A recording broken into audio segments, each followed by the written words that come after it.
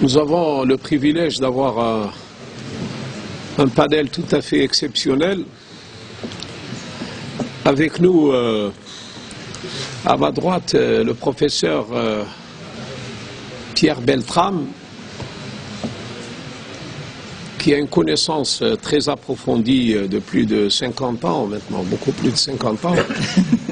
Oui. Ah, Le privilège de l'âge. C'est bon.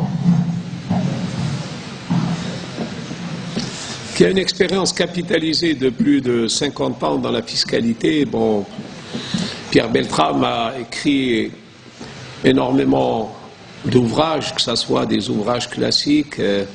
Il a dirigé beaucoup de thèses, il a fait également un long chemin avec l'ange Gabriel, comme tu l'appelles, Gabriel Montagnier, qui est notre... Et donc, il connaît toutes les difficultés et toutes les embûches en matière de fiscalité. Et il a suivi un peu toutes les politiques. Et il connaît parfaitement, bien sûr, l'Allemagne, puisqu'il a enseigné longtemps en Allemagne. Il est, bien sûr, professeur de droit fiscal, l'histoire du droit. C'est vraiment son domaine. C'est vrai que maintenant les gens ne lisent plus. Même tu vas nous parler probablement un peu des connaissances rudimentaires de Thomas Piketty. Et Thomas Piketty, dont l'ouvrage a été vendu à 2 200 000 exemplaires aux États-Unis. Mais comme tout le monde le dit, ça ne veut pas dire que les gens qui achètent l'ouvrage le lisent. Bon, s'il y en a 10% qui le lisent, c'est vraiment un record. Donc les gens, donc on a le privilège qu'ils soient parmi nous et de bénéficier un peu de cette expérience qui est le fruit de la connaissance. Et il nous a fait l'amitié d'être là. Lui, il connaît parfaitement sa conception, j'aime bien ce mot, pour une fiscalité modeste. C'est valable pour les autres politiques. Hein. Les gens, quand ils parlent, ils attendent des miracles de la politique monétaire. Ils attendent des miracles que le problème n'est pas là. Le problème... Et donc là, tu le fais très bien. Toi, tu sais le faire avec ta pédagogie. Il a été doyen d'Avignon. Il a été directeur. Il était très ami à Loïc Philippe et à l'université d'Aix, maintenant qui est l'université d'Aix-Marseille. Il était également directeur de l'Institut supérieur d'études comptables d'Aix. Donc cela pour le situer un peu. Il connaît l'Algérie, il nous a fait l'amitié de venir plusieurs fois. Bouglid, qui est parmi nous, Aziz Bouglid, il est venu en 93 lorsqu'on avait fait un séminaire international sur les ondes franches. Oui, oui. Et donc, tu as gardé, m'as-tu dit, un très bon souvenir. Donc, nous avons le privilège et le plaisir de t'avoir parmi nous. À ma gauche, il y a Mohamed Abdou Bouderbalek, vous connaissez, qui est actuellement président directeur général d'Air Algérie. C'est Air Algérie a la chance d'avoir un président directeur général et qui connaît un peu tous les arcans de la finance, dans la mesure où il a été pendant longtemps. Avant, il a été au ministère des Travaux publics. Il a travaillé longtemps au ministère, au cadre des Travaux publics. Il a été ensuite directeur de la législation fiscale, c'est-à-dire les gens qui font les textes.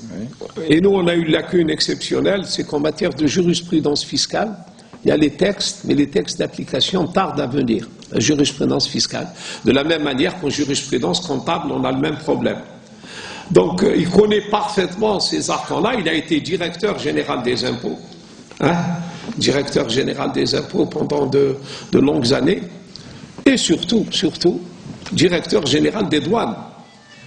C'est là, c'est le carrefour de toute l'économie nationale, puisque on n'arrive pas, nous, on a diminué nos recettes d'importation On est passé à 36 milliards, on était à 75, en 2015, on a fait 36 milliards de dollars, mais on continue à importer 52 plus services non facteurs, 60.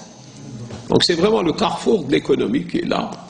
Donc on a le privilège, et il a fait une thèse brillante sur la fiscalité. Donc il va également nous parler des réformes en Algérie. À côté de lui, il y a Sid Ahmed Dib. Sid Ahmed Dib est un cas très intéressant de mon point de vue. Parce que c'est un directeur général des impôts, il vient du ministère des Transports, il avait une vision globale au premier ministère, il était à la primature, comme on dit chez nous, et Sid Ahmed Dib est un polytechnicien, et je crois que la meilleure manière, c'est ça. C'est-à-dire qu'il a une vision, il n'a pas une vision procédure. Il a une conception qui est originale, et il a été directeur général des impôts. Voilà, Sid Ahmed Dib, c'est ça. Et il a été pendant près d'une décennie administrateur à la Banque mondiale. Donc il a une vision internationale. Donc il va nous parler également, lui, de sa vision. Tout à fait à ma droite, il y a Brahim Ben Ali, qui est connu, qui a fait une formation très longue, qui était dans la législation fiscale, qui a un 3e cycle en fiscalité, et qui en plus est directeur de tout ce qui est la chose la plus délicate, la communication en matière, donc qui est un peu l'émanation de la direction générale des impôts. Il va, s'il veut bien, nous parler un peu des finances locales, s'il veut bien, et je l'en remercie pour sa disponibilité et son courage, puisqu'il n'a pas hésité à remplacer Abdelrahman Rawia, qui est parti en mission du côté du Moyen-Orient. Bon, je ne sais pas, pour là. Voilà, alors, c'est toi qui commence, qui ouvre.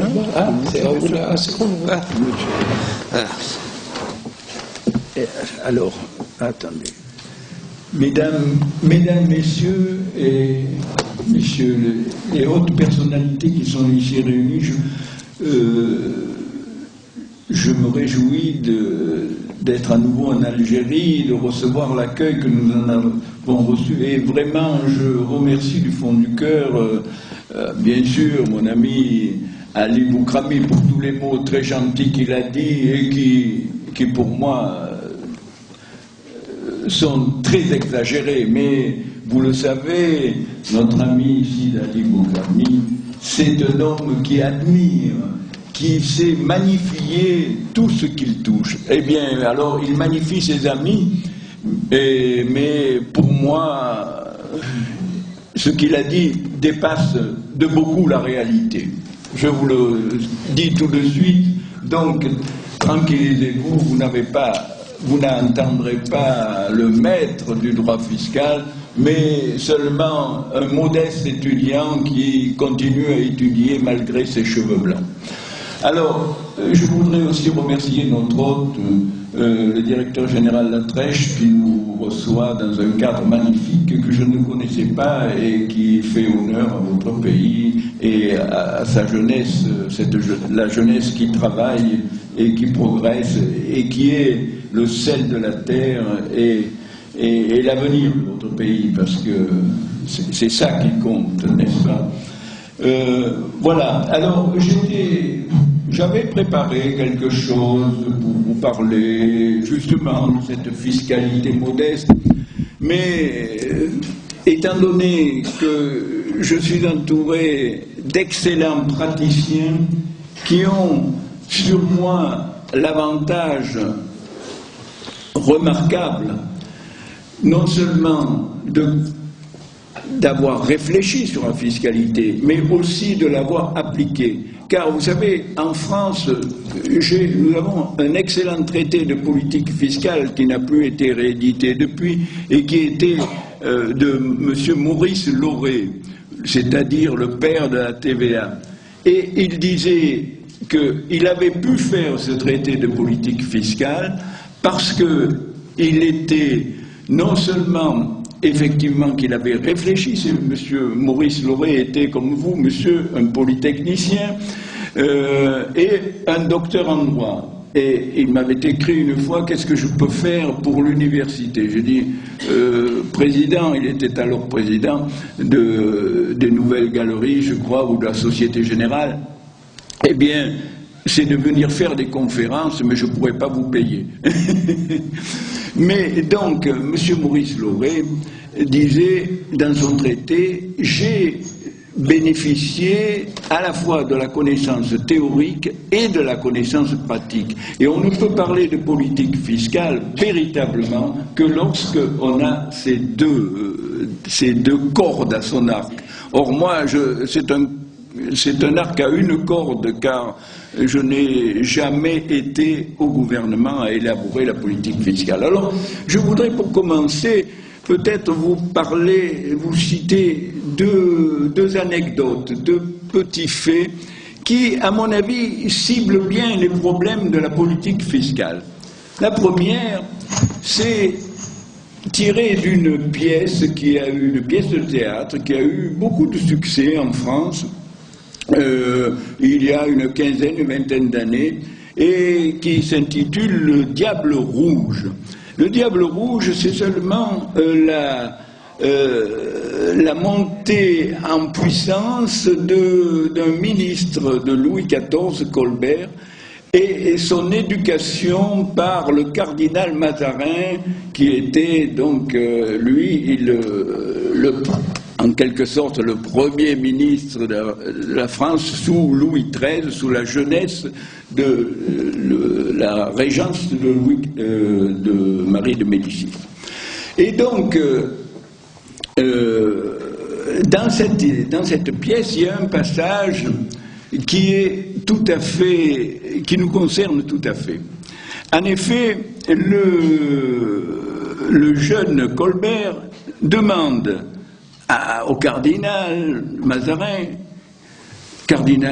Monseigneur, la France est très endettée, elle est énorme.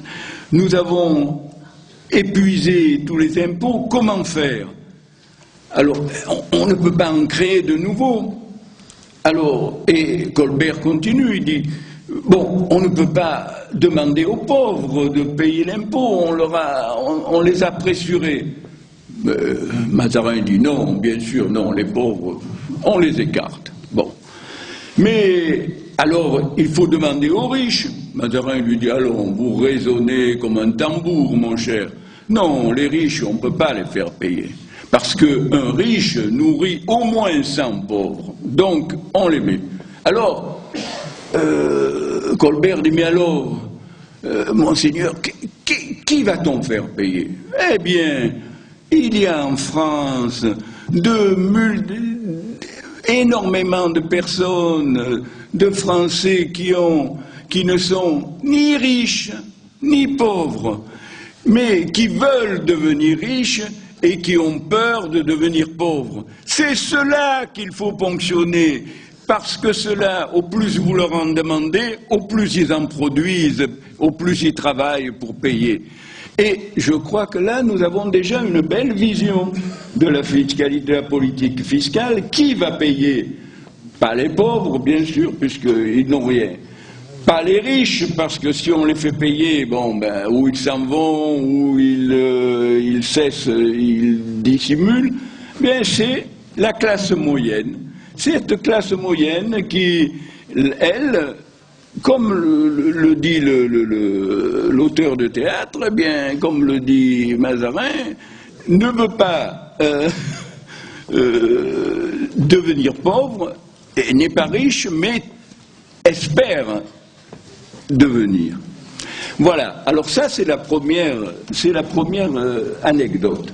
Et je crois que ça situe assez bien la politique fiscale. Puis j'en ai une deuxième, et alors qui se situe dans un autre temps de l'histoire. C'est une petite histoire au temps de la révolution bolchevique. Nous sommes en 1917, et il y a un pauvre moujik qui est devant un tribunal révolutionnaire. Et le président du tribunal révolutionnaire lui dit, toi, alors, est-ce que tu es prêt, toi, à donner toute ta fortune jusqu'au dernier copec pour le parti? Et l'autre répond, ah oui, monsieur le président, non pas monsieur, camarade, camarade président, oui, je suis prêt. Ah, très bien, très bien, très bien. Et puis, il voit cette musique, il dit, alors tu serais prêt à donner ta vieille chemise pour le parti? Il dit, non, non, camarade président. Mais pourquoi? Mais c'est pas logique, pourquoi tu veux pas? Il dit, parce que la chemise, je l'ai encore.